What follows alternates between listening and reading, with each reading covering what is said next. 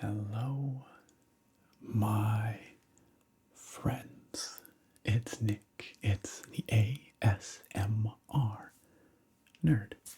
And on my last stream, there were a number of you that asked me about my thoughts, my opinions on the Game Awards, which took place a few nights ago, 4 nights ago, as of the time of this recording. And I unfortunately had to tell you that I don't really have any thoughts or strong opinions on the Game Awards because I have not seen anything from the Game Awards yet. I've been so darn busy with renovations on my new house and starting to slowly move stuff over there that I just did not have time to watch the Game Awards or to catch up on any of the winners, or maybe even more excitingly, the announcements of new games. So I'm going to fix that here tonight with you guys. I'm going to go through apparently everything announced at the Game Awards according to this IGN webpage here. And if we have time, I'll also go over the winners of all the categories. We'll see how it goes. And I will share my thoughts. I will form some opinions on these announcements and these winners. Something I already have very strong opinions about, however, is this video's sponsor, Into the AM. Into the AM are finishing the year off strong with a drop of 8 new beautiful bold graphic tees, the kind that you've come to know Into the AM for. Ones like this right here. This isn't one of their new drops. This is a previous drop, but it's one of my favorites. So colorful, so gorgeous, so comfortable as well. These t-shirts are high quality. They're made of a super soft, slightly stretchy fabric that fits really well. It's got this really flattering cut to it. Ultra comfortable, wear them all day, every day. I should know, I do. And super easy to care for as well. Pre-shrunk, whatever. You can throw them in the wash, throw them in the dryer. It's all good.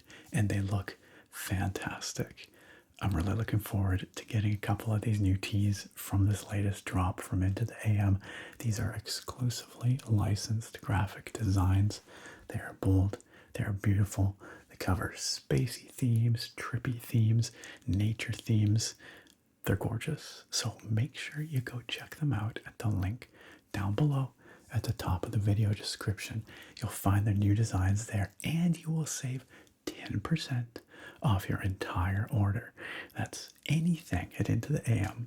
Their newest graphic tees, their classics, any of their fall and winter collection, which are also extremely comfortable, extremely sharp looking. Maybe you're looking for something nice for yourself, upgrade your wardrobe. Maybe you're looking for some last minute Christmas gifts for special folks in your lives. I guarantee you, you will find something that you and they will love over at Into the AM.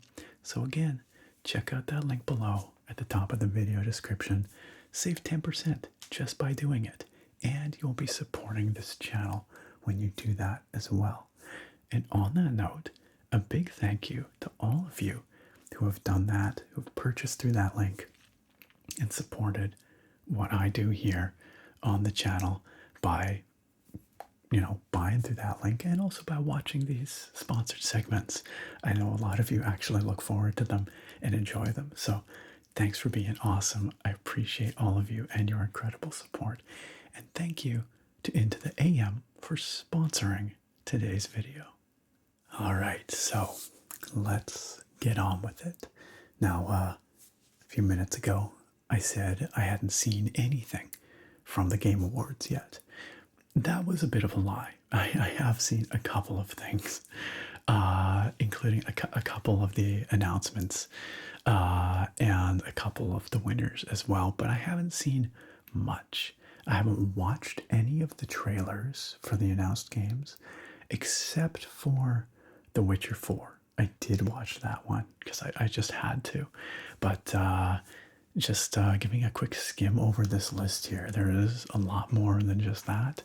And so I figure I'll watch through these trailers with you here now. You'll get my candid opinions and thoughts on them.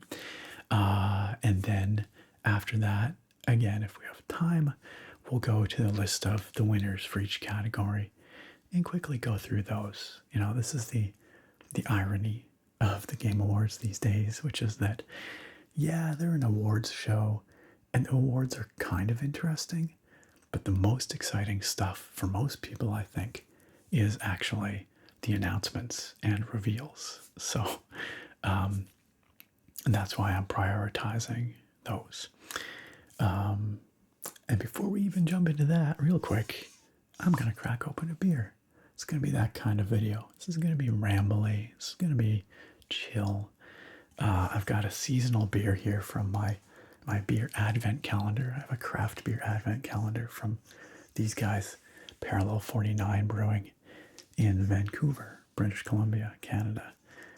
This is not a sponsored segment. This is just something I have and have been enjoying. So tonight I'm going to be trying out the Mr. and Needles Spruce Pale Ale. I guess that's Christmassy because, you know, Christmas trees. Each one of them has this fun, like, wrapping pattern, different one on each beer from the Advent calendar. And those of you who've been around the channel for a long time, or at least a while, probably know that I'm a big fan of craft beer. I try a different one out on each of my live streams. So anyway, I've not tried this one before. So let's crack it open. You'll get a little beer pour here, and get to enjoy some fizzy sounds, and I'll be sipping on it as we go.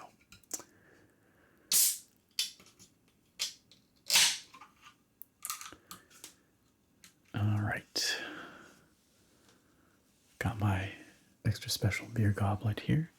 Let's pour it out.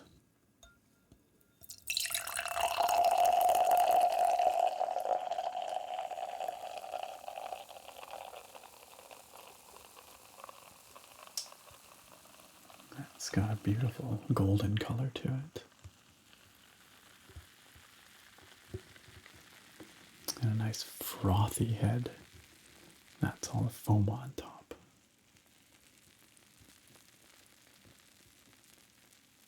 Look at that froth.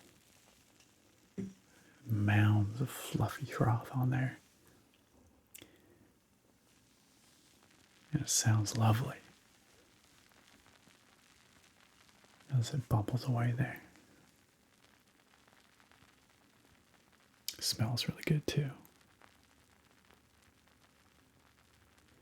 If you'd like to know more about craft beer, some of my favorite styles, you can check out my beginner's guide to craft beer that I did earlier in the year. I'll put a link for that up here for you.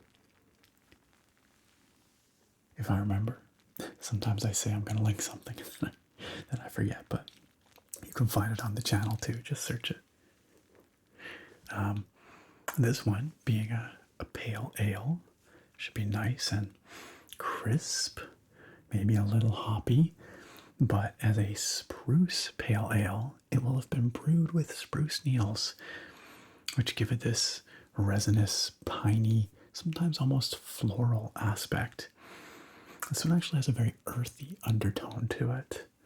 So, and it pours this beautiful, deep gold, almost a little ambery. All right, this is a big aside.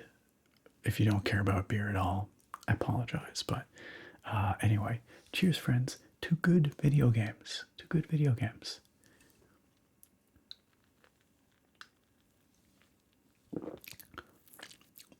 Wow, that is a very earthy flavor for a spruce beer. Oftentimes, the ones I've had are a little more, yeah, like I said, aromatic, floral, citrusy. This one's quite earthy. And a very dry finish. Very dry finish. It's interesting, though. It's good. All right. I'll be sipping on that as we go here. All right. For real, though, let's start things off. So, I'm just going through this list here from IGN that claims to be everything announced. And the first thing on the list here is a new announced game from Naughty Dog. Naughty Dog, of course, of The Last of Us, of Uncharted. It says here this game is called Intergalactic, the Heretic Prophet, which is going to be directed by Neil Druckmann, their, superstar game director at Naughty Dog, and featuring a new original score from Trent Reznor and Atticus Ross. Trent Reznor, of course, of Nine Inch Nails, has been doing a lot of film scores and that lately. So that should be really interesting. I'm keen to see what that's going to be. This looks like Naughty Dog doing a sci-fi thing, which is pretty cool. I guess you could argue that like apocalypse or post-apocalypse fiction like Last of Us is maybe a kind of sci-fi, but not this kind of sci-fi. This looks very spacey and far future from what I'm seeing. But let's find out. Let's watch the trailer. All right.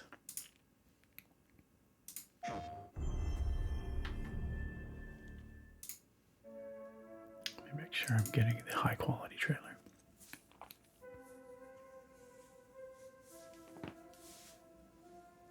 I don't know what that. Okay, thank you. The suffering of generations must be endured to achieve our divine end.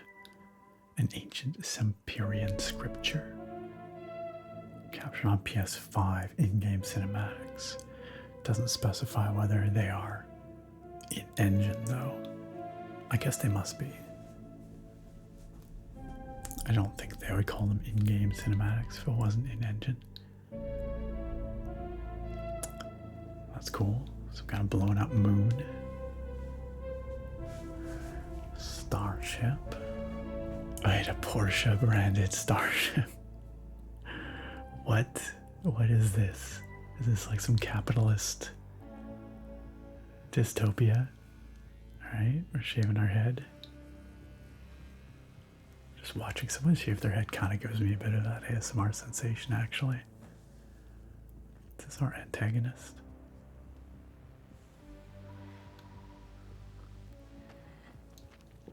It looks really good. Graphically, I mean.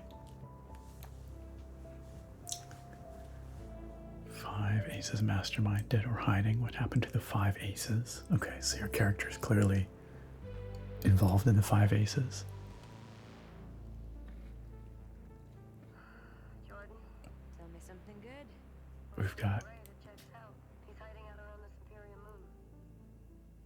Excellent.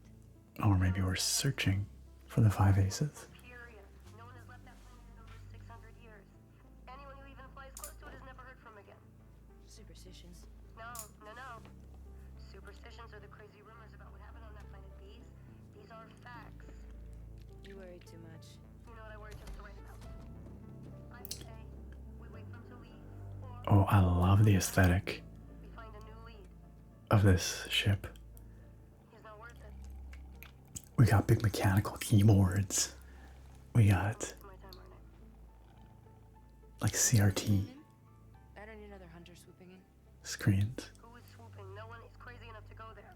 He clearly is. He is clearly desperate. And so am I, so claim him, or I will find another agent.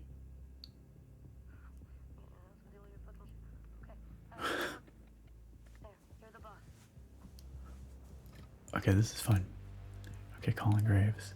This is a good character performances. Listen, kid. That CRT comb filter.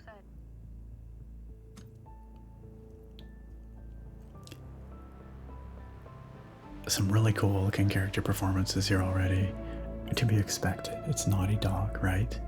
But I love the 80s cyber vibe we've got going on here with the CRTs. Chunky buttons. There's chunky buttons. Sony. Oh my god, CD switcher, CD changer. Okay, we're definitely just leaning into it. Oh, this is very good. So this lady is a bounty hunter, I guess.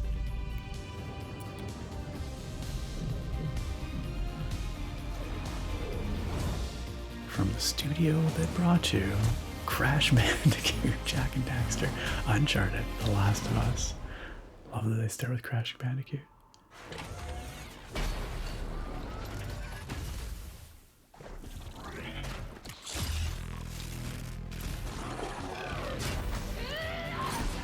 That sword?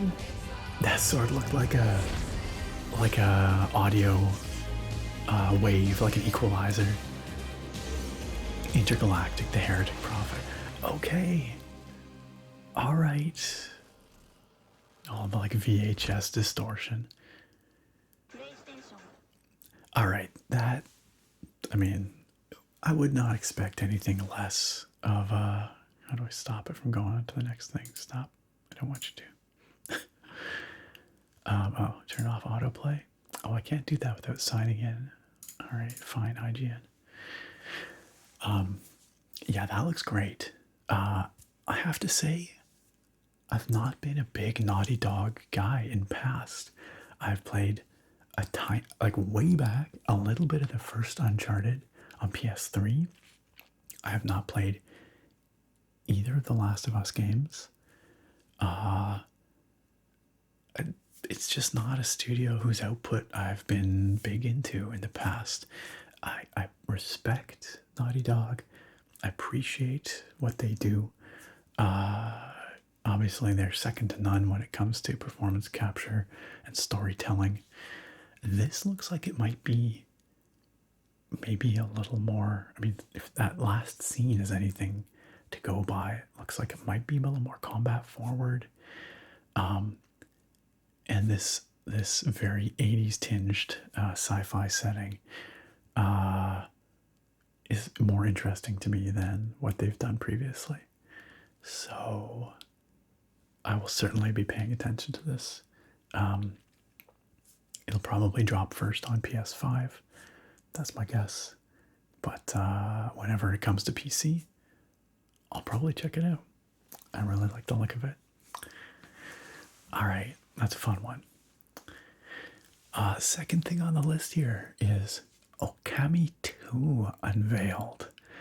So this is really unexpected.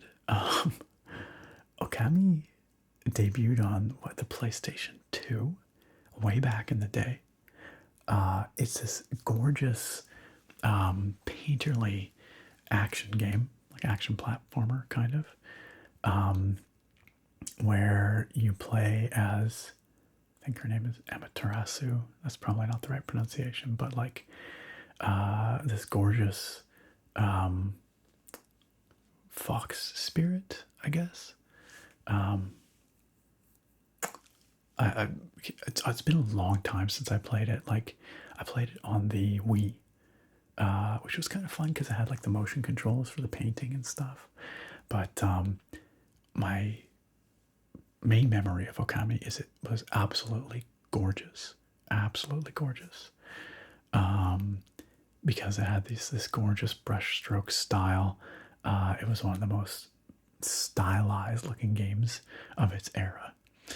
It has been a long time since we heard anything from Okami. They released an HD remaster quite a few years ago now, but there was no indication that there was going to be a new game as far as I know.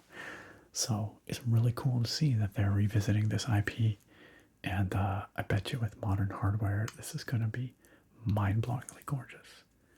So we've got a very short teaser trailer here. Let's check it out.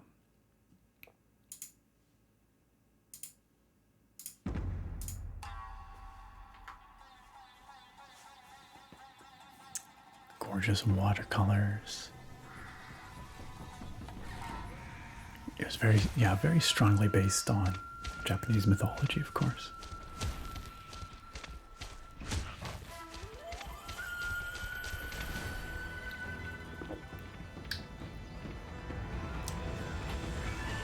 This is beautiful. I mean, is this in-game? That would be... No, there's no way.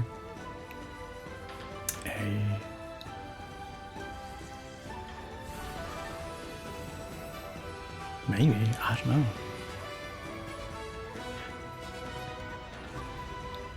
So it's a very quick little teaser. They don't even call it Okami 2, it's Okami sequel. And very much more of a tone piece. But I mean, a heck of a tone piece. Gorgeous, right? Yeah, like I said, that's my enduring memory of Okami, just how beautiful that game was.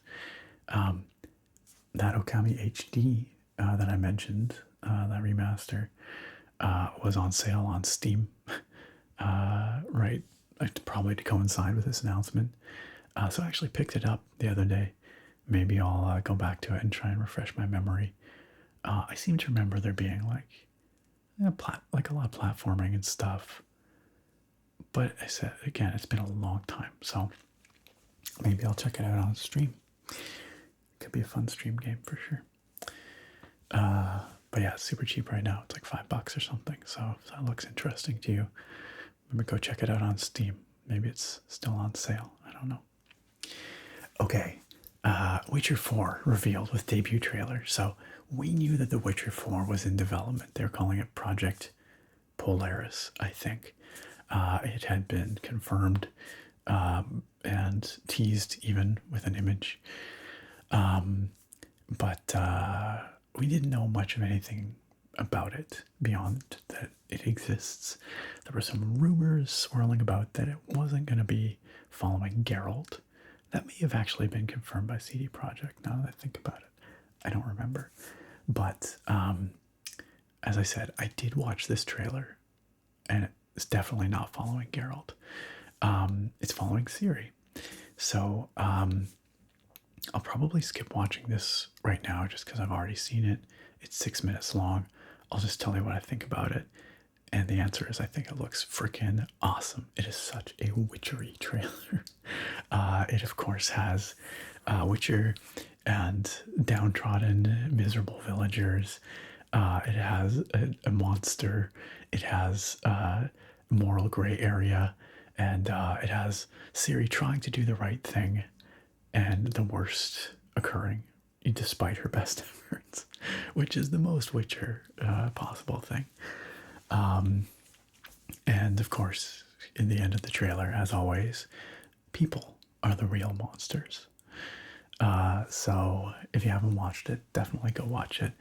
Now, at the beginning of the trailer, it does say underneath that this is rendered in Unreal 5, I believe it says. In fact, let me just watch the very beginning just to make sure. But I think it says, yeah, that's right. It says right here, cinematic trailer pre-rendered in Unreal Engine 5 on an unannounced GeForce RTX GPU. So that's, I mean, they're, these tantalizing little bits there. This is going to be a NVIDIA GeForce 5000 series GPU they're running it on. Almost certainly the 5090, right?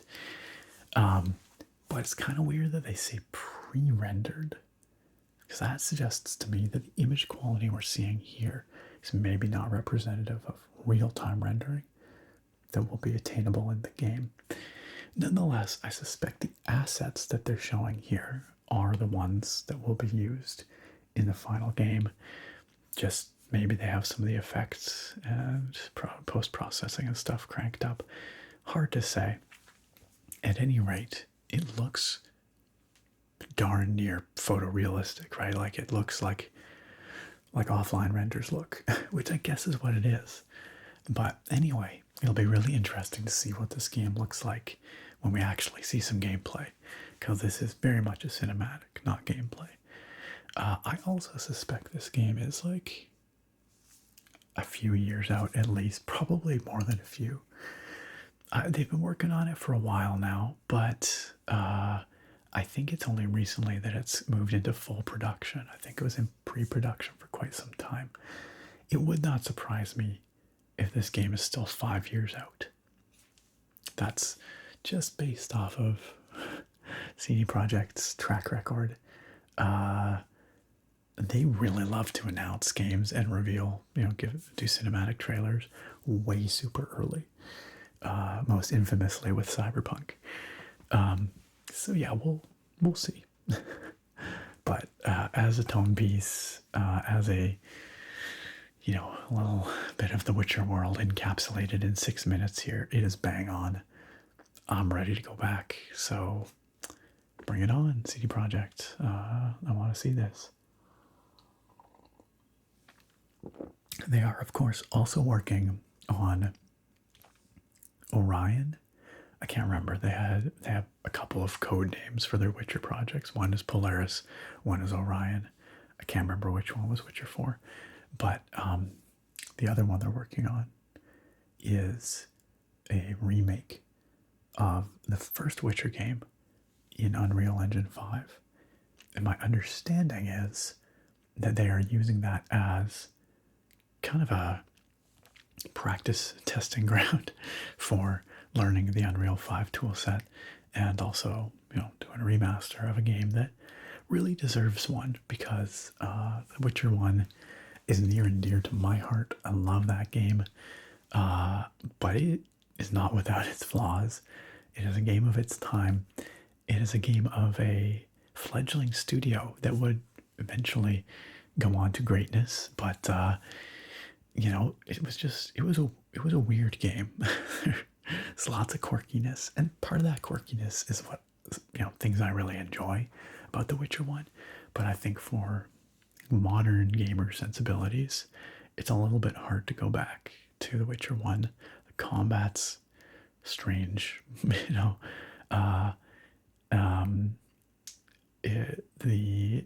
cinematics and animations are pretty stilted. Yeah, so anyway, I think a modern remaster of The Witcher is gonna be fantastic. Anyway, they did not show or talk about that here, but The Witcher 4 looking very good. Can't wait to play it in 5+ years. Right, so I'd heard about this next one, although I have not seen this trailer. Elden Ring Nightreign. Elden Ring and Nightreign. A standalone co-op spin-off. And when I first saw the news about this, it was such a head scratcher. I'm like, what? That is such a weird way to go with the Elden Ring franchise. Obviously, it's a big deal because Elden Ring is a big deal. But yeah, it just seems like a really weird choice. I can't say I'm mad about it, but I don't quite know what to expect out of it. It says here the game will let players team up with up to 2 friends and explore a condensed map of Elden Ring's Limgrave area, which will be infested with random enemies and structures at the start of each session. So it's like a roguelike, almost? Like a co-op action roguelike? So strange. Anyway, I'm interested to see. That could be fun. I don't know that I have 2 friends that would want to play, but I did see somewhere it said that you'll be able to play it solo as well. Although, whether that will be as fun or rewarding, I don't know. Anyway, we have a 3-minute long trailer here. Let's check it out.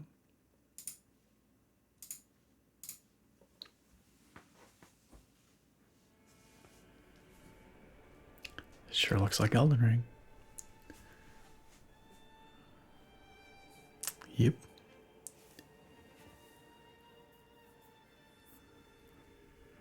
Yep, that's Elden Ring, all right. Okay, all right. There's probably going to be all kinds of lore stuff in here that I'm not going to appreciate because A, I haven't finished Elden Ring yet. I haven't even started Shadow of the Erdtree yet. And B, the lore is so obscure to me I enjoy the game. I have no idea what's going on 90% of the time.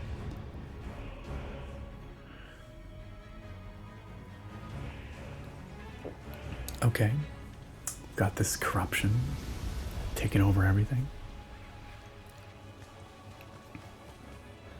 Seekers of redemption, you were chosen, thrown together by forces beyond their control.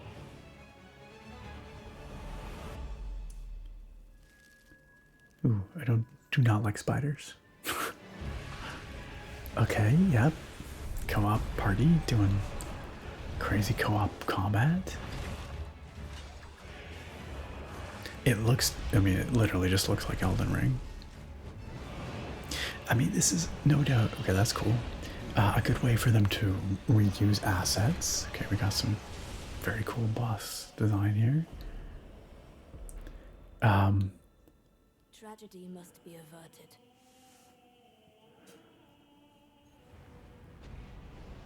And for that, I need your help. I presume we're gonna get some, you know, fresh bosses and monsters and stuff. It's not just gonna be all reused assets. I sure hope not.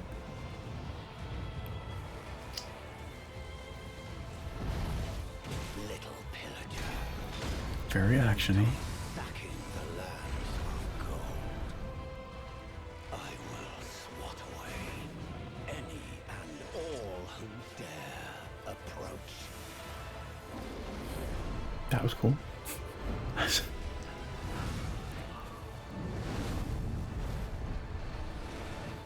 Band together and prepare to claim.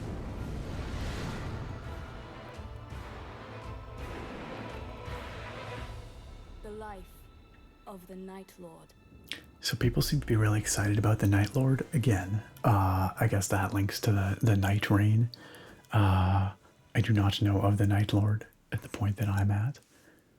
I still have a lot of the game to play. I should get back to it though. It's been a little while. Even though I've already put probably like, I don't know, 80 plus hours into that game. There's still a lot more to go. Anyway, I don't know. I genuinely do not know what to make of that. Part of me is like, I do not know that cooperative combat and sort of a action roguelike angle are really playing to the strengths of Elden Ring and FromSoft. But on the other hand, it could be a cool departure from what they typically do. And, you know, if they have fun making the thing, maybe that'll shine through and maybe it'll be something really unique. I don't know. We'll have to see. I feel like this could go either way. You know, Elden, yeah, I don't know. FromSoft doesn't really miss, right? But this just feels like a really weird direction. Anyway, we shall see. I will say this is probably not a day one buy for me. This is a wait and see.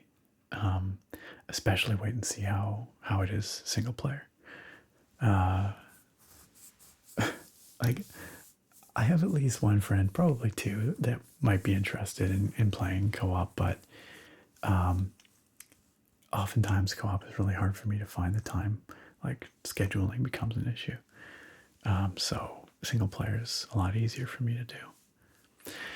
Okay, this next one here, Fumito Ueda's next game, codenamed Project Robot, officially revealed.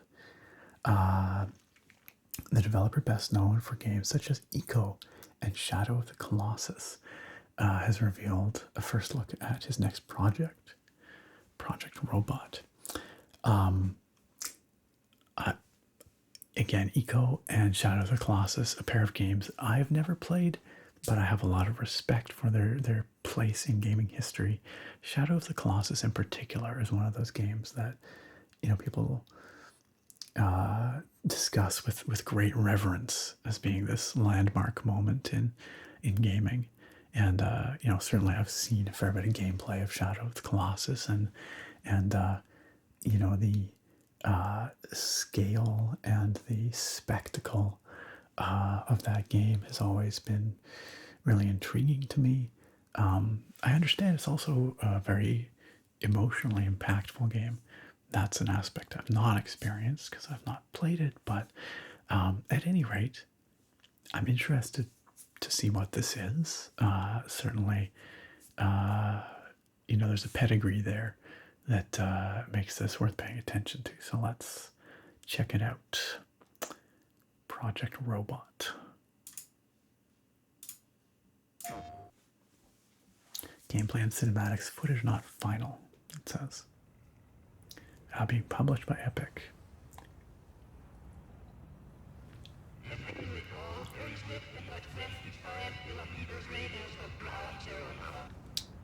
Is that backwards voice clip? Yes. From the creator of Eco, Shadow of the Colossus, and The Last Guardian, which I think was had a more mixed reception. I've not played The Last Guardian either, though I will say it has a beautiful soundtrack. I've listened through the soundtrack.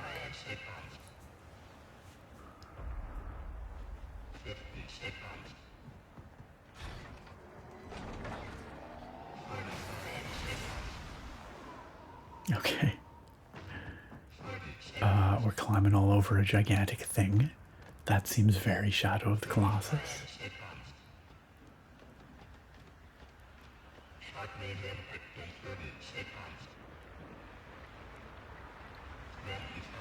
Whoa. What is that? Yo, is this dude like a mech pilot? Is this gonna be some mecha stuff? Whoa, that design.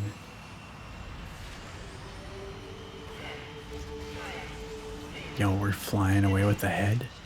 That doesn't look very... Huh. Whoa, there goes the body. So this guy's like escaping whatever that was encroaching.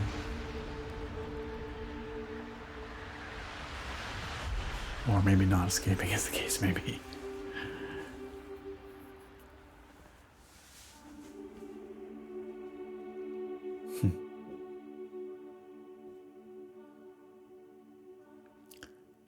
A very restrained teaser. Not a lot to go on, but again, a fairly effective tone piece. You really get a feel for this very alien kind of setting. It's a really interesting musical choice as well, laid over top of it. Vocal, kind of haunting. I'm interested. Again, I don't know if it'll be a day one buy. It's pretty hard to go, you know, make a decision based on just that, but certainly I'll keep an eye out for gameplay trailers in the future. No indication as to when that might be coming out, or when we might see more, but what is this? Mafia: The Old Country trailer. Okay, a linear narrative-driven sequel. The 2025, summer 2025 release window. I've never played any of the Mafia games. I know that they're a bit of a cult hit. This one says it takes place in 1900 Sicily. I was always under the impression that those games were kind of open world-ish. So the fact that they're calling this a linear narrative-driven sequel is kind of interesting. Sounds like a bit of a departure. They don't actually have the trailer embedded here, but let me just follow this link and see. Yeah, here we go. Let's give it a watch. I don't really know what to expect because, like I said, I've not played these games. In-engined, pre-rendered. Sorry to say. Sorry, let me start that again. In-engine cinematic rendered for trailer. Whatever that means. This is a family. And in this family, we follow a code of honor. It is not forgiving. To betray one is to betray all. It's pretty looking. Do you wish to commit yourself, your life, to this family?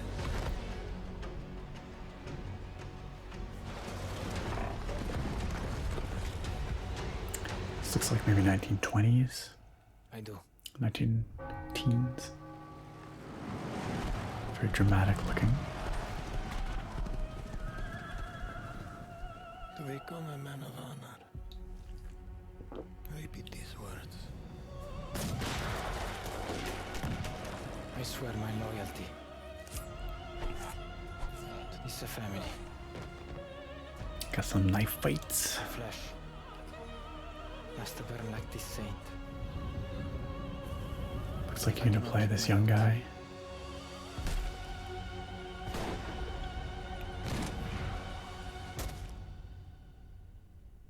Welcome,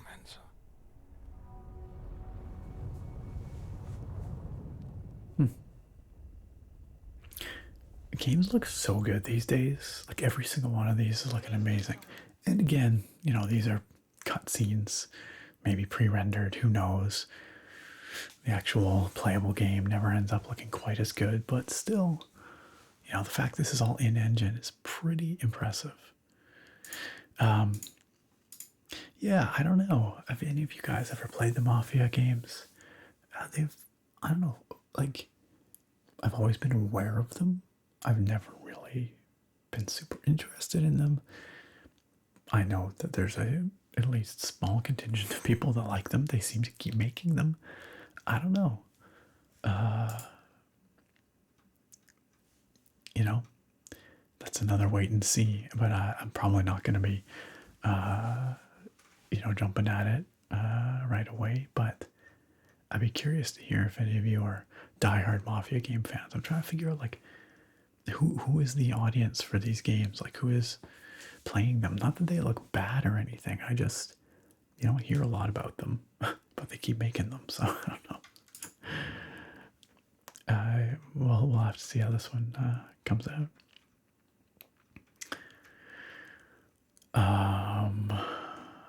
All right. Why did this article end? Oh, right, because I went to a different page for that one. It's like, where are the other announcements? Okay, it says here, Dispatch. A game called Dispatch. Star-studded new game with Aaron Paul, Jeffrey Wright, Laura Bailey, and more. All right. The narrative and dialogue-driven Dispatch was revealed at the Game Awards. Also includes a whole bunch of YouTubers that you might know. Jacksepticeye, Moist Critical, Alana Pierce, YouTubers and streamers. Weird. We got Matt Mercer in there. I mean, he's a genuine talent. Huh. According to the Steam page, you play as Robert Robertson, aka Mecha Man, whose mech suit is destroyed in a battle against his nemesis, forcing him to take a job as a superhero at a superhero dispatch center, not as a hero, but as a dispatcher. I'm not big on superhero stuff. I don't know that this will do it for me, but I'll watch it. Let's check it out.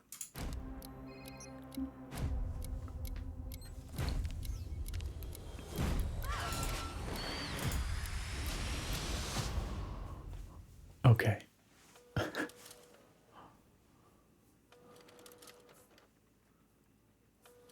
From the people that brought you Walking Dead, Wolf Among Us, and Tales from the Borderlands. All right.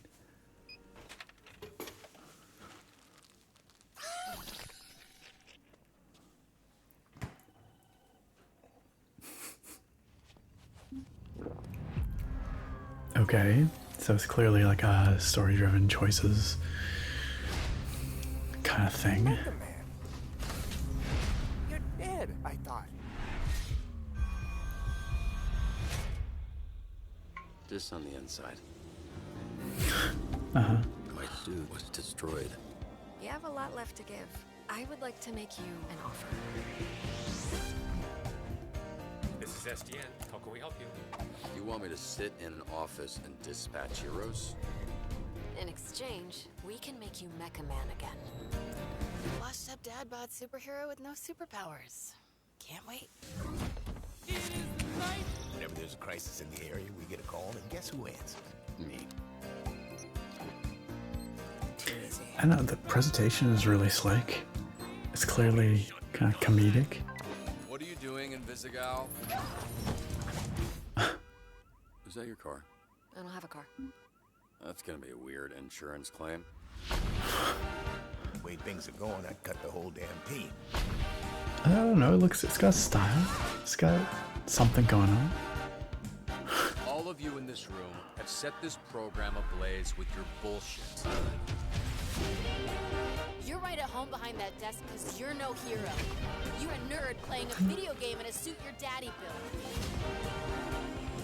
Some fun vocal performances.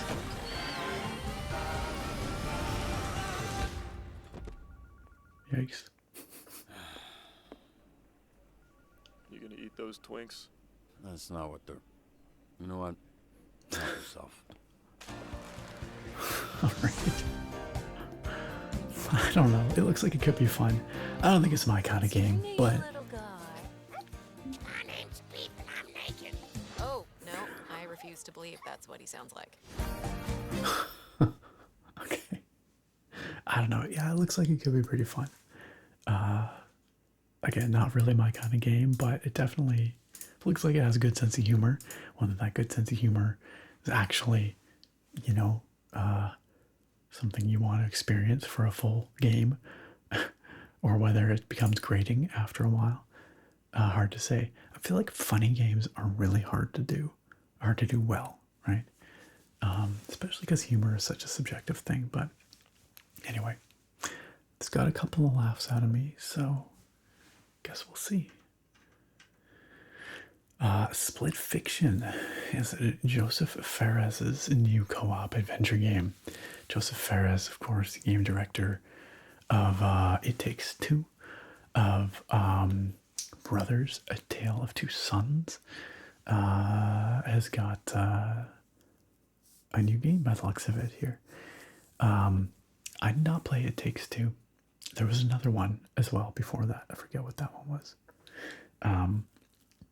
But he seems to really like these games focused on duos. I did play Brothers, A Tale of Two Sons many years ago. And that was a really affecting game. I really liked it. You know, short and sweet, but told a really moving story and really well presented. I know it's been remastered recently. I have not played that remaster, but I think it's basically the same game. It's just shinier. Anyway, this looks like a return to a fantasy setting, and I'm interested to see what it's about, so let's check it out.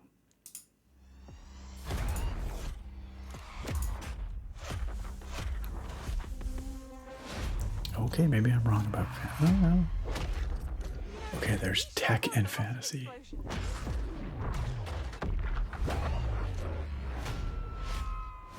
It's like sci-fi. Dragons. Split Fiction. Okay, you better get ready, because I'm about to show you Hazelight's next co-op adventure called Split. Also, Joseph Fares is Let me tell you this. Get ready for a ride. quite a character. You play as Mio and Zoe, two aspiring writers that hope to get published by a new tech company that can simulate their stories to life. Oh, there you go. I can't do this. Please calm down. It's time. You can't shut.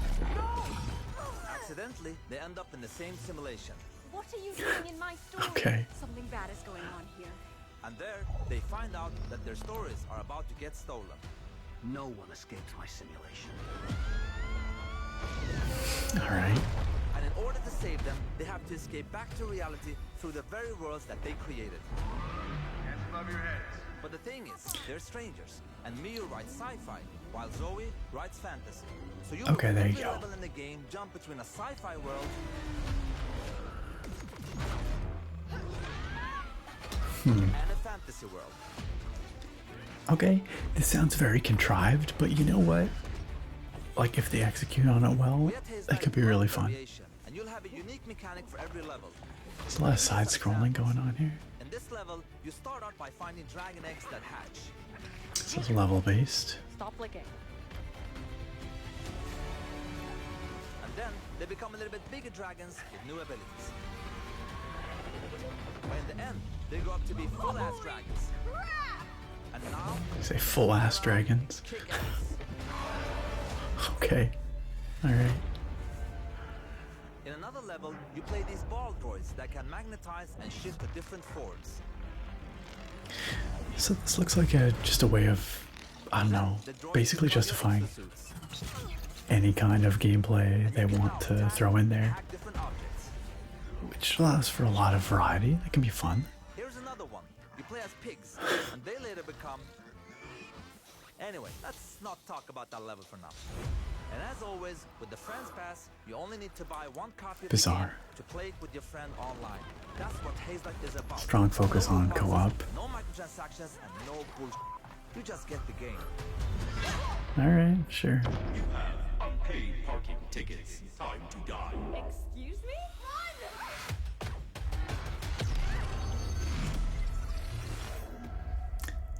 Alright. Hey, you know what? It surely looks unique.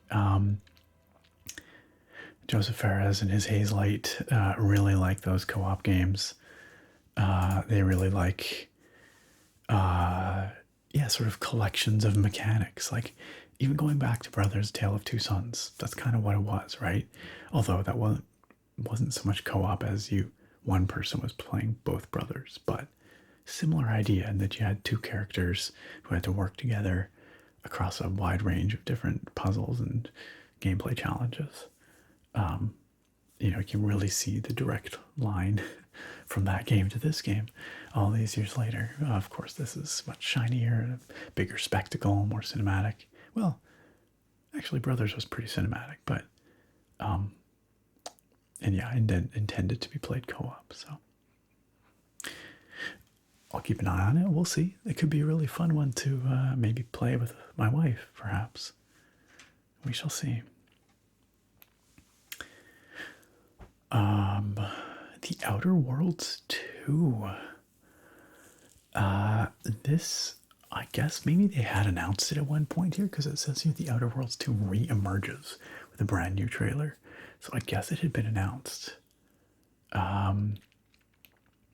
But I don't think I remember seeing anything about it. So The Outer Worlds is, of course, the sci-fi space RPG from Obsidian. Weirdly, I did not play The Outer Worlds, the first one. Especially weird because I own it. I've just never gotten around to playing it. I've heard mixed things about it. Some people really seem to love it. Other people a bit less so. But I think generally it was considered pretty good. It certainly had an interesting looking setting. And Obsidian certainly knows how to tell a good story. But they're also kind of a hit or miss developer. And so I guess I'm glad that The Outer Worlds did well enough to warrant a sequel. I hope that the sequel is, you know, takes what they laid with Outer Worlds and, you know, improves on it. Anyway, let's watch the trailer and we'll see.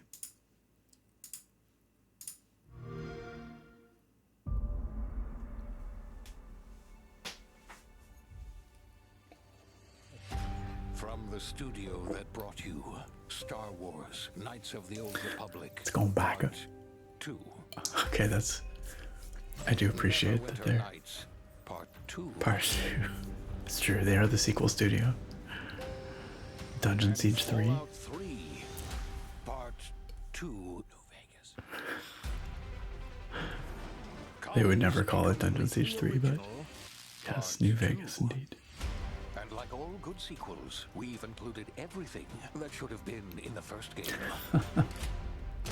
More action. Okay, I do really appreciate that they're being very self-aware about more weapons. About their and more graphics? More graphics. Get ready for an adventure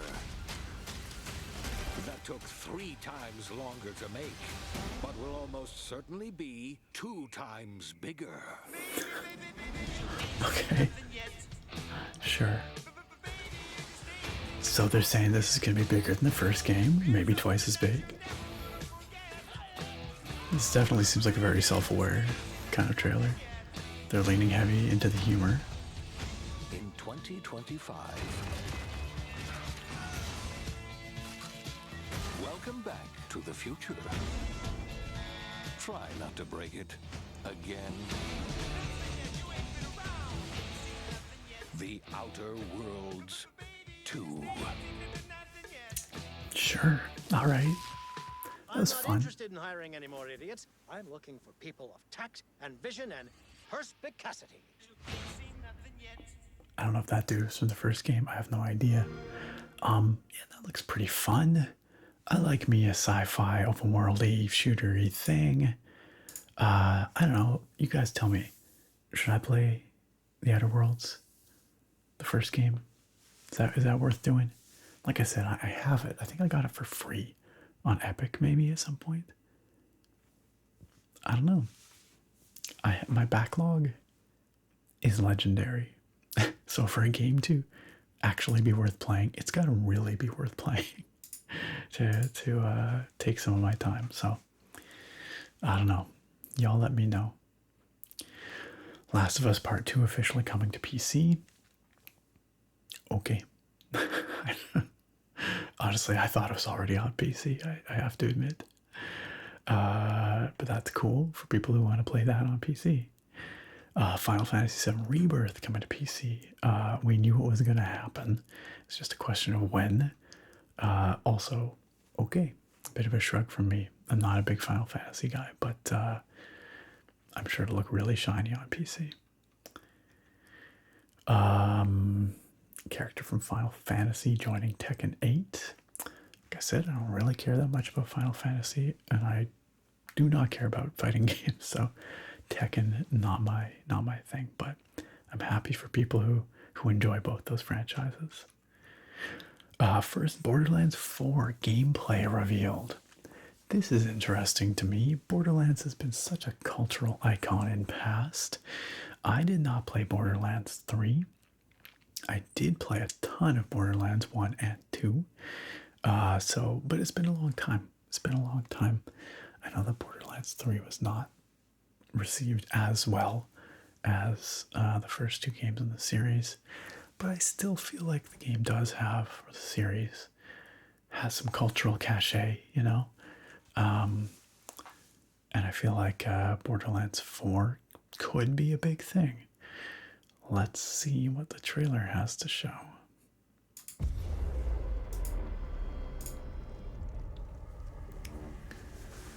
Psycho Mask.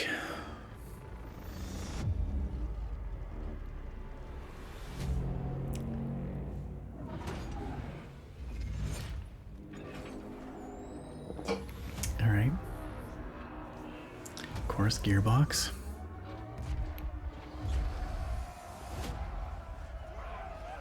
That's a lot of freaks.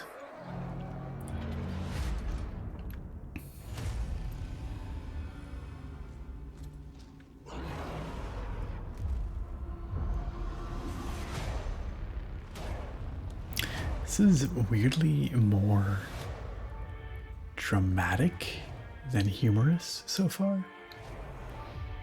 Borderlands has always been a very comedic game. I thought they said this was a gameplay trailer. This is very clearly not gameplay. Okay, here we go. Okay. Looks very Borderlandsy.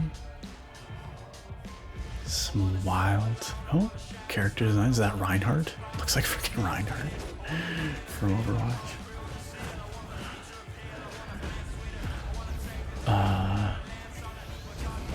Okay, we've got pod racers. Some cool characters. We got Claptrap. Lots of loot. Alright.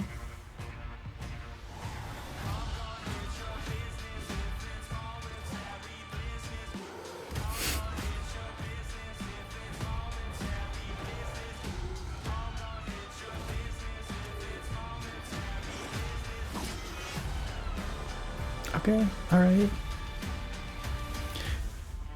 I wonder what the scope of this is going to be. It certainly looks bigger, more.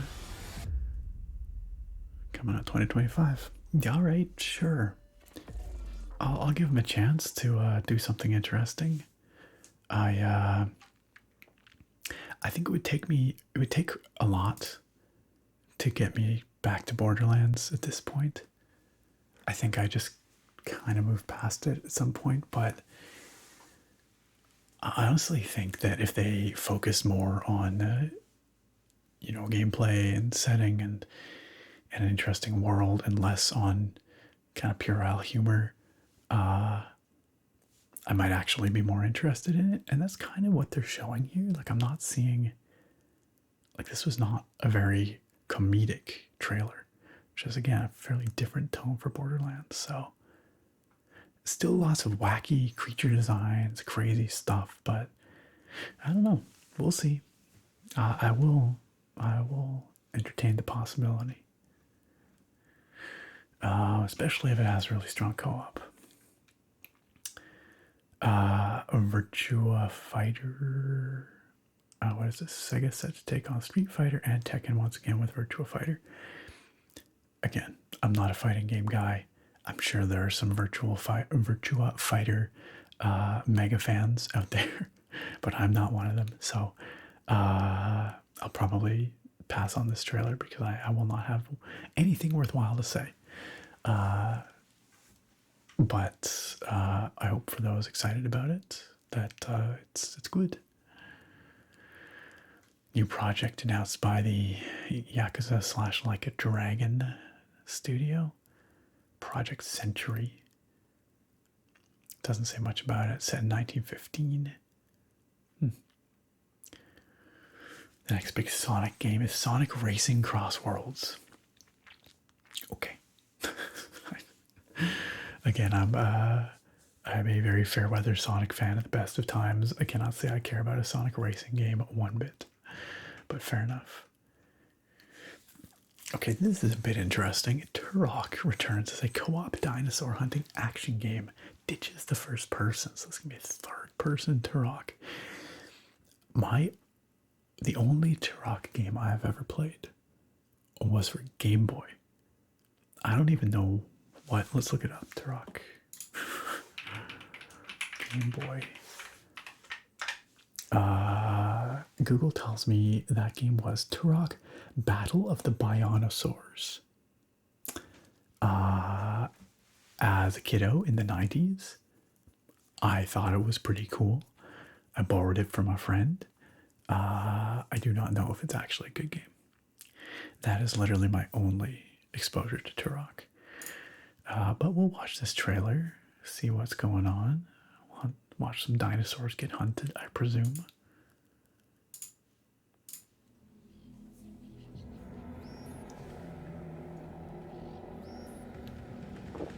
Mix of pre-rendered and gameplay footage.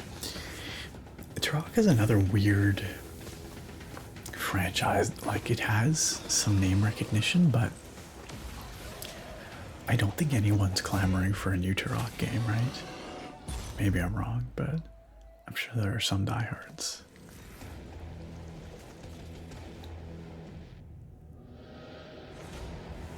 But it can't be that many. When was the last major Turok game? I don't even know. Turok Origins. Okay, here's a little bit of gameplay. Alright, I mean, the combat looks impactful.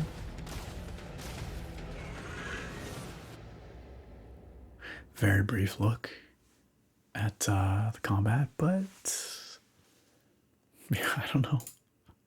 I can't say it's something I'm clamoring for, but I'm sure some people are excited. Maybe it'll be good. Who could say? Ninja Gaiden returns as a side-scroller called Ninja Gaiden Ragebound. I've literally never played a Ninja Gaiden game. I don't think I have any opinion on this. The pixel art they're showing here looks cool, but it doesn't mean much to me. So I think I'll skip on this one. But good news for Ninja Gaiden fans, maybe. Okay, this one I had seen some mention of, and I am interested in. Thick as Thieves. It says here, it takes the spirit of the classic Thief and makes it multiplayer. Okay, you have my attention, especially because this is being led by Warren Spector, who is a legendary game designer. They cite here Deus Ex and Ultima Underworld, many other games on his resume. And Warren Spector was at Looking Glass once upon a time, I believe, the developer of the Thief games. I can't remember if he had any involvement in the first Thief game or not. Maybe not, but at any rate, I feel like there's a sort of somewhat Thief-adjacent pedigree here. Now, y'all know I love Thief. Am I interested in Thief as a multiplayer game? I'm not sure. I don't know, but I'm willing to see what they can do with that concept. And this is described as a Thief versus Thief game, or a contest of craftiness. Anyway, we have a trailer. Let's check it out.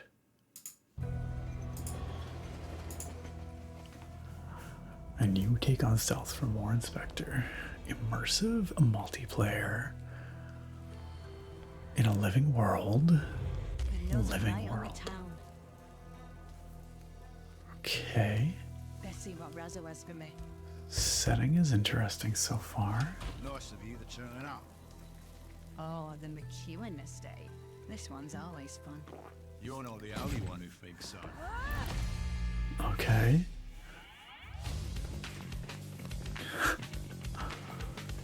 This looks like an interesting setting. We've got sort of some kind of steam cyberpunkiness. Looks like it's class-based, maybe. Best to stay nice and quiet.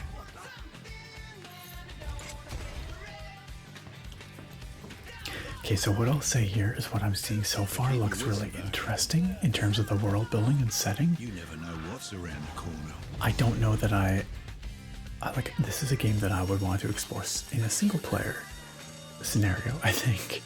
Like the setting looks really cool. These could go many different I do not know if I'm interested in the Thief versus Thief thing. Because like I say, it's every thief themselves. Alright. I mean, it's very flashy. It's clearly pretty fast paced. Much faster paced than Thief. The world looks interesting. I still don't know if I'm into a Thief versus Thief kind of thing, though. Truth be told, I don't really have the time to get good these days at something like that, so I don't know. Also, I'm a little concerned that a multiplayer game like this, if it doesn't find a substantial player base, that's a death sentence, right? It seems like they've done a lot of cool world building and design here. It would be a shame if it did not find the audience it needed. A game like this lives or dies by how many people are playing it, right? So, I don't know. I feel like multiplayer games are such a gamble these days. Anyway, I'll keep an eye on it. Slay the Spire 2 gets an official gameplay trailer. Okay, that's cool. I don't know if I care particularly, but that's neat. I have not played the original Slay the Spire. I know it's a really beloved deck building roguelite game. And I'm not sure I'm super interested in a sequel, but that's cool that exists. Secret level Pac-Man episode is getting turned into a Metroidvania. Okay. Secret level is that new video game anthology series from Amazon.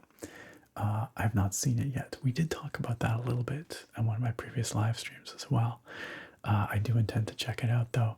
So this probably doesn't mean much to me because I've not seen the Pac-Man level of that show, Pac-Man episode.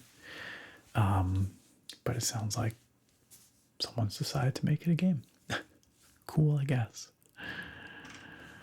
The next game from the developer of Shifu is an online multiplayer soccer game. Again, I respect that this exists. I've heard that Shifu is pretty neat as a fighter. I have not played it, and I extremely do not care about an online multiplayer soccer game. Great for those who do, but really not my thing. Okay, this is maybe a little more my thing. Palworld's next expansion is Faybreak. It arrives this month, December 23rd. Man, Palworld. I feel like, you know, it was the hottest thing for a little while there early in the year. And then it kind of faded off because it was still early access, you know. And I kind of stepped away and figured I'd just wait to see what became of it. And more recently, the only time I hear about Palworld is when it's in reference to the ongoing lawsuit that Nintendo has brought against Pocket Pair, the developer. And it sounds like maybe that, I don't know, will be resolved peacefully. I'm not quite sure. But like I know they stripped some mechanics out of the game to be less Pokemon-like. But I have not gone back to it since those early days. If this expansion proves to be really good, if there have been substantial changes, additions, improvements since I first played it, I'll certainly come back to it. I'm keen to check it out again. But I feel like it's in a weird place. I mean, did it even ever launch out of early access? Let me find out.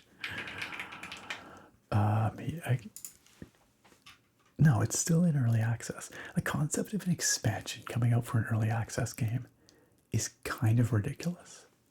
That's pretty silly.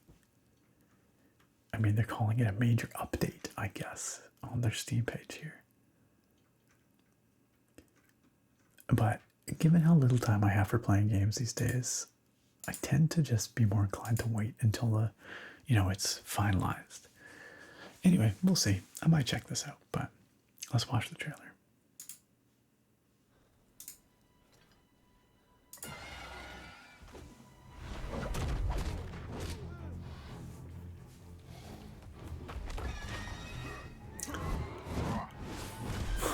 I don't think you can yeet a Pokemon in the game, can you?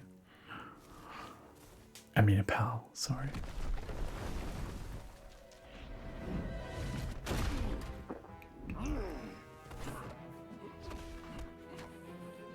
It's a not Zoroark.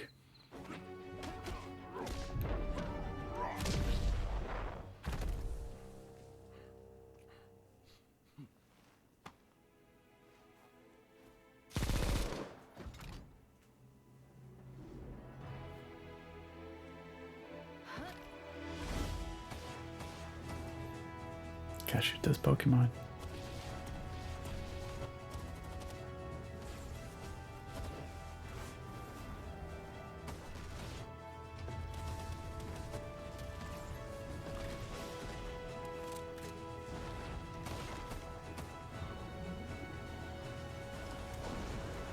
Lots of combat going on.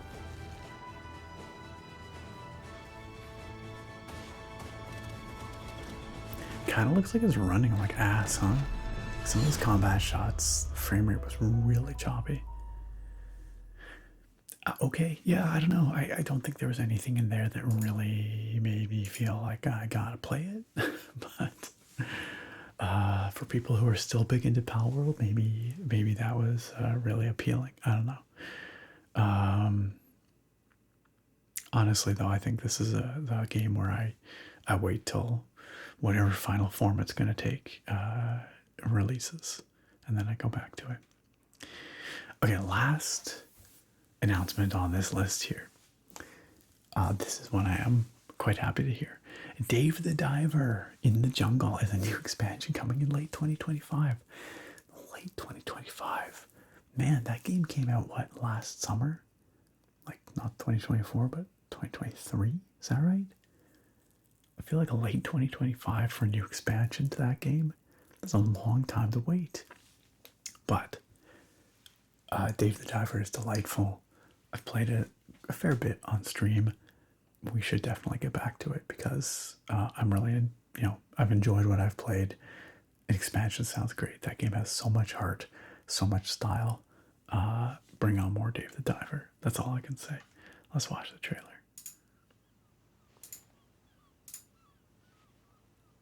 We got Boncho and dude whose name I forget. And Dave.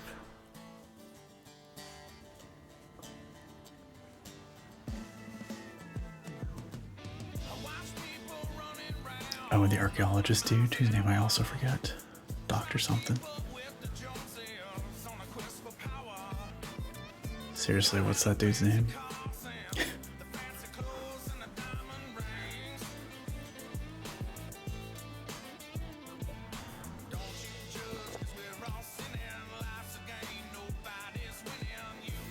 Alright. Dave the Diver in the jungle. I guess we're going to a jungle. The pixel art in this game is so good, though.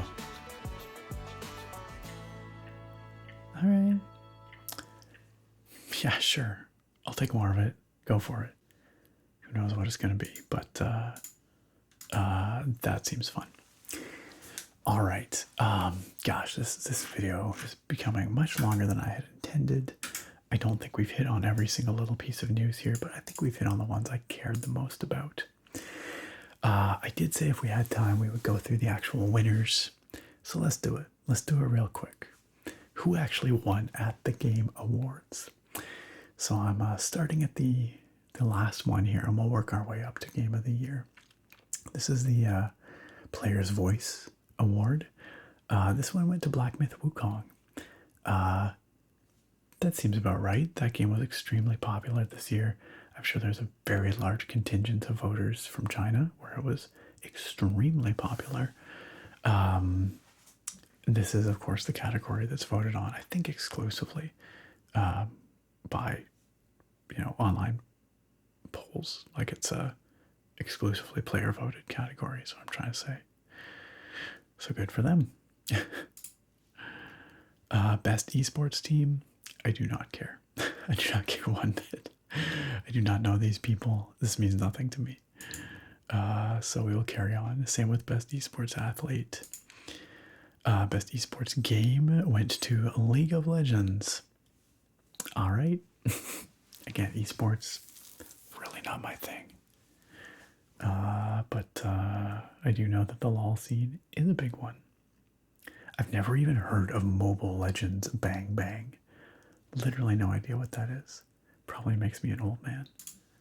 Anyway, Content Creator of the Year. Nope, I don't know any of these people.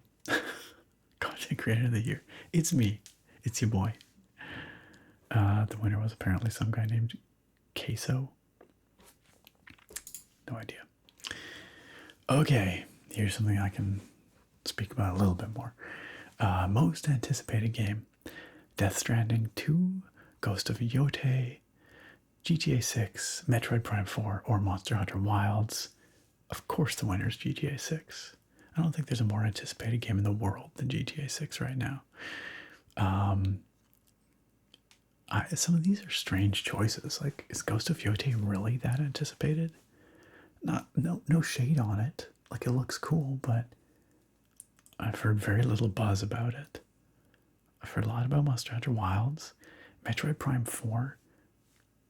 We've seen one trailer, and we've heard nothing about it since then. I don't know. These are some weird picks. Anyway, GTA 6, obviously the winner. Best Adaptation, The Fallout Show, alongside Arcane and Knuckles, Like a Dragon, Yakuza. That's right, they did a live-action Yakuza show. And Tomb Raider, The Legend of Lara Croft. I forgot they did that. I had heard about it. Fallout I think is the easy winner here. Although I know people really do like Arcane. I have not watched it. But yeah, Follow was excellent. Definitely deserves to win.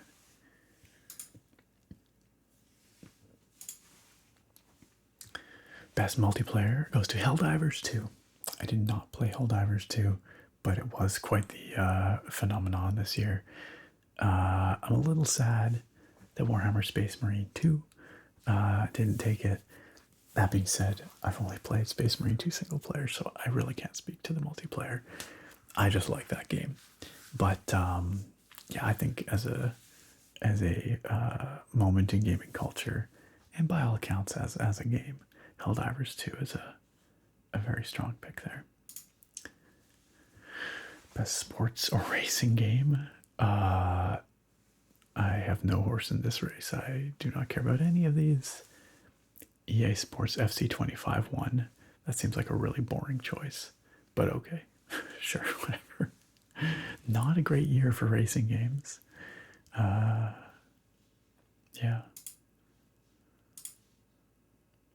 Best sim or strategy. So this one's interesting to me because I actually have played some of these games. Age of Mythology Retold, I love, but it is of course a remake of an older game. Frostpunk 2 was the winner.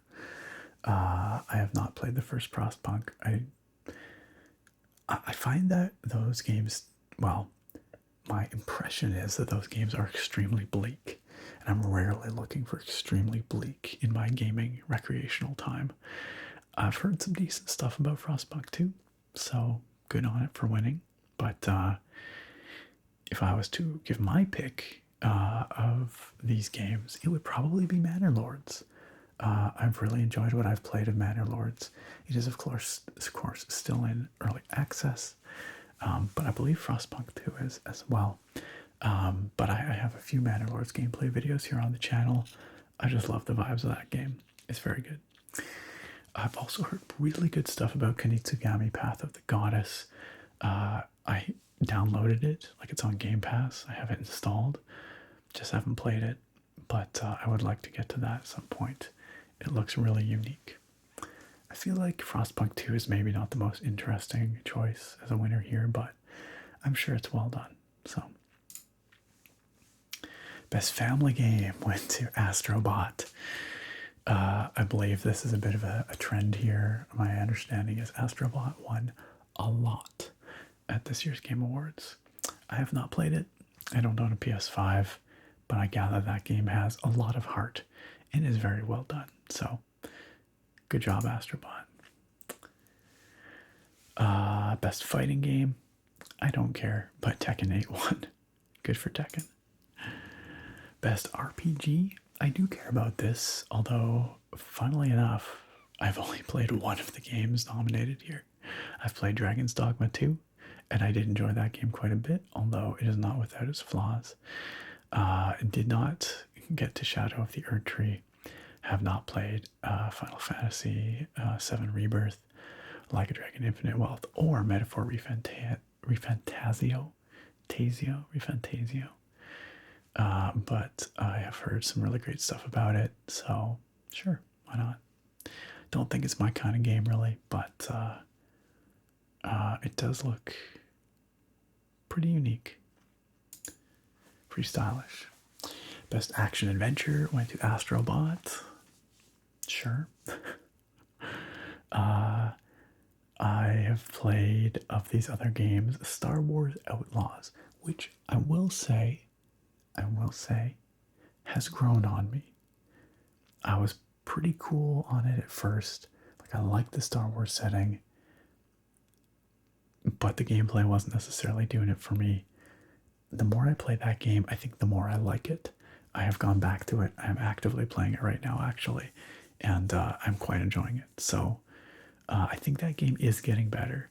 I hope people give it a second chance, especially once it gets a little discounted. I think this will be a fantastic game on a 50% off sale in a year. Yeah, I feel like that kind of thing. Open world Star Wars stuff. Best action game went to Black Myth Wukong. Once again, I'm a little sad to see Space Marine 2 not taking it, but Black Myth Wukong was quite the watershed moment this year, so fair enough. I've not played any of these others. Yeah, I think Black Myth Wukong is a game that I probably will pick up once it goes on sale a bit. I'm not like big into these Souls-like kind of games, generally speaking, so I figured I could, wait on this one. And then it turned out to be like one of the biggest games of the year, but I kind of missed the boat on it, so I probably will pick it up on a discount at some point in the future, because I know people really like that game a lot. Best VR or AR game? Man, I feel like every year this becomes less relevant, which kills me because there is such cool stuff to be done in VR. And yet here I am having not played any of these. But the winner is apparently Batman Arkham Shadow. I don't even know if I can play that on my first gen Oculus CV1. I should see if it's possible. I'm also interested in Metro Awakening here. Metal Hellsinger I've played, just not the VR version, but that could be pretty fun in VR. Asgard's Wrath 2. I played the first Asgard's Wrath on my Oculus. That game was really good. Asgard's Wrath 2, sadly, was a Oculus Quest or Meta Quest exclusive. So I can't even play it on my old Oculus Rift. If I could, I definitely would. Because, yeah, that first game was surprisingly good. Anyway, I still think VR is cool. I hope we see more VR dev in the future. I don't know. I don't know what it's going to take for VR to go more mainstream, if it ever will. But I really hope so, because it's so cool. Best mobile game, Balatro. Yeah, people love the heck out of Balatro. Haven't played it, not my kind of game, but I do see the appeal. I have not played Wuwa, Wuthering Waves, although I gather it's very much a Genshin Impact kind of competitor. But I'm happy with Genshin, so I'm going to keep playing Genshin. I do know people generally like Wuwa, though. Zenless Zone Zero by Hoyoverse. I do like, or I did play it, I should say. I wasn't crazy on it. I think stylistically it is incredible. I think gameplay-wise, the combat, arena style combat just did not do it for me. I wish I enjoyed it more.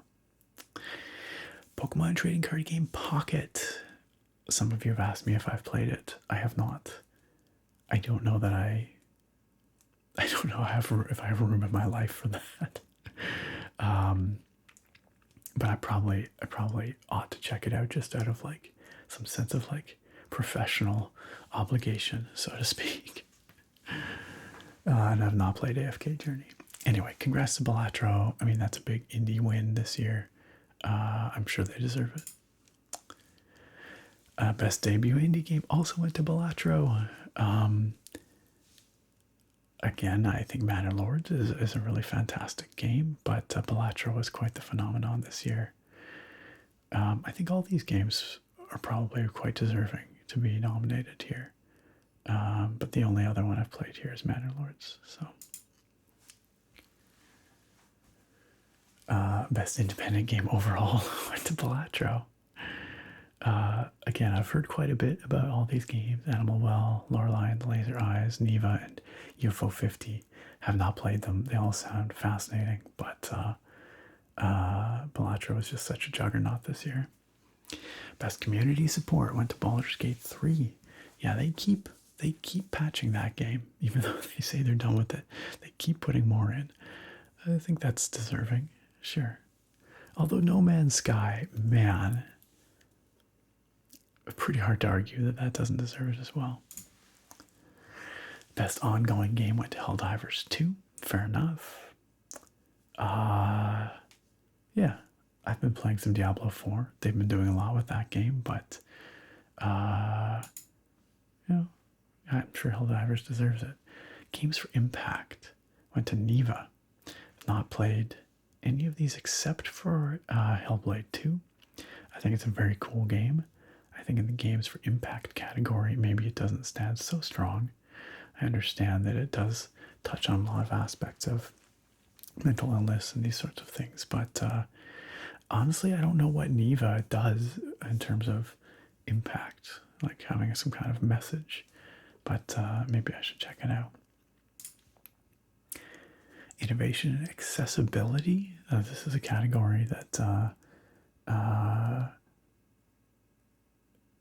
I'm not as familiar with, but it says you're recognizing software and or hardware that is pushing the medium forward by adding features, tech, and content to help games be played and enjoyed by an even wider audience. Prince of Persia Lost Crown takes the win here. I'm not sure specifically what it does, but I think this is a cool category. I'm glad that it seems like there's a lot of strong contenders here. I have noticed that in Outlaws, accessibility settings are very prominently featured. Best performance went to Melina Jurgens of Hellblade 2. Fair enough. She was phenomenal in Hellblade 1, even more phenomenal in Hellblade 2. Her performance is excellent. The performance capture is excellent.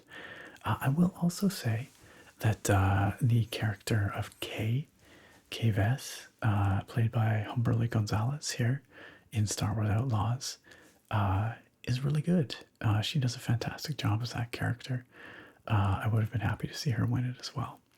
I can't speak to any of these other ones, though, having not played them.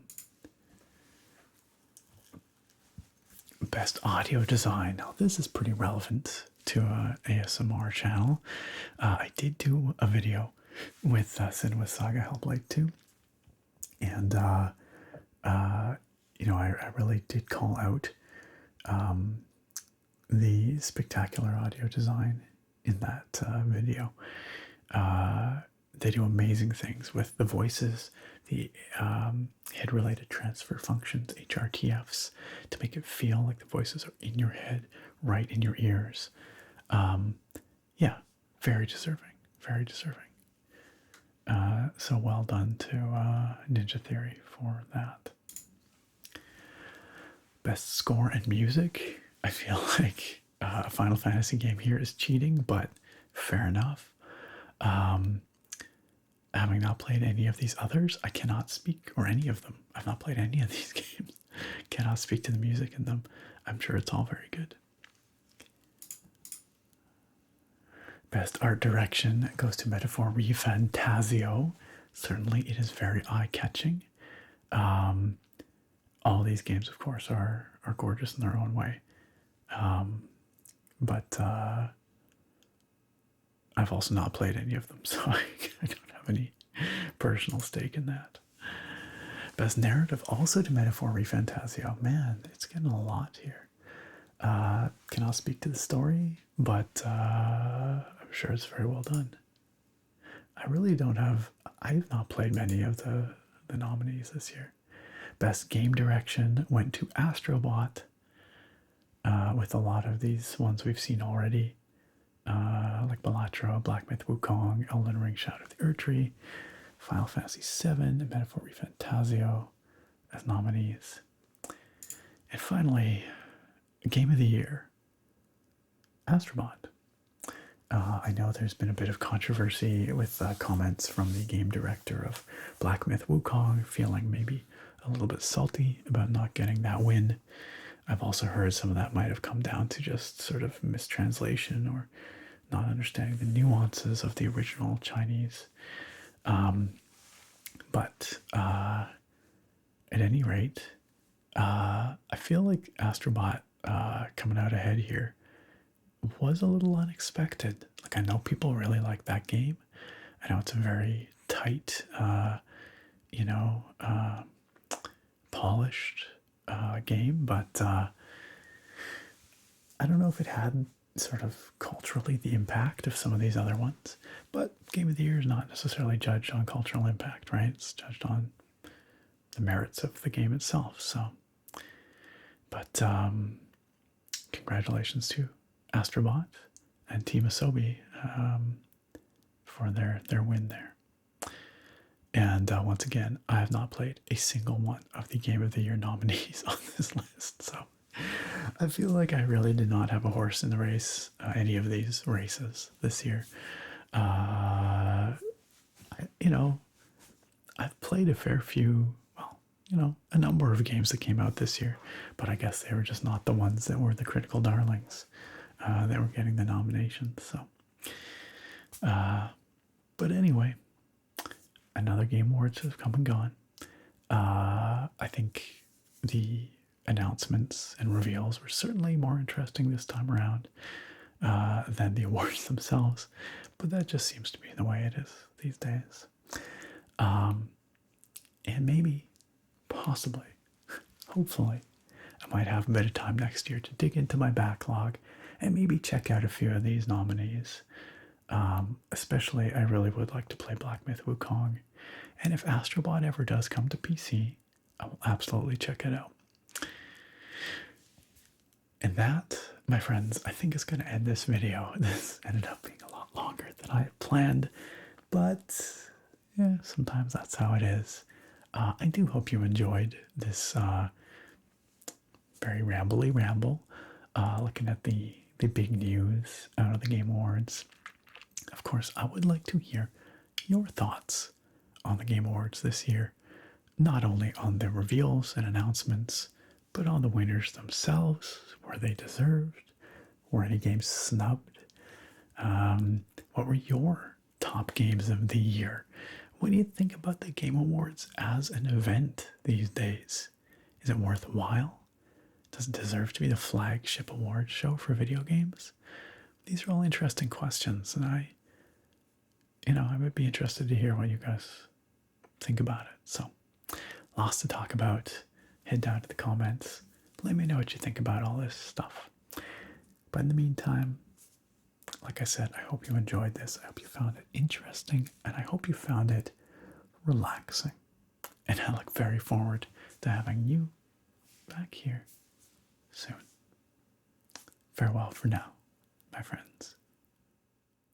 Well, we've spent some time talking about the winners at this year's Game Awards, but you know who the real winners are? All of us, all the folks in this community, because we are supported by amazing individuals on my Patreon and my YouTube memberships. These fine folks support what I do and help me continue or be able to continue creating the kind of content that I enjoy producing the most and that you hopefully enjoy watching and listening to the most, such as this very video. If you, dear viewer or listener, would like to support what I do here, if you've ever derived any relaxation or entertainment from my content and would like to ensure that it continues as it is, consider taking a look at the links down below at the top of the video description. There's one to my Patreon, one to my YouTube memberships. They both have the same perks and the same tiers, and I'm sure that you will be able to find a tier that is right for you and the kind of support that you are able to give here.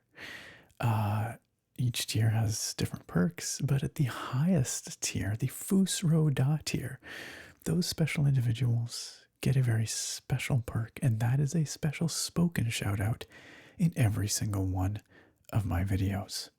And you're about to hear that right now, starting with Drummer Brit, Jake Luffney, Odin Son, Smitty, Alien Test Subject X59, ZYZ because I'm Canadian, that is Captain Vanquisher, Joe, Ragnar Ragnarsson, and Brucey B3D Buchner. I cannot thank these folks enough, truly, and that is why I thank them in every one of my videos and will continue to do so. Again, if you, dear viewer or listener, would like to receive such special thanks in each video as well, you can check out the links down below at the top of the video description. A big, big, sincere thank you to all of the amazing channel supporters that you see here.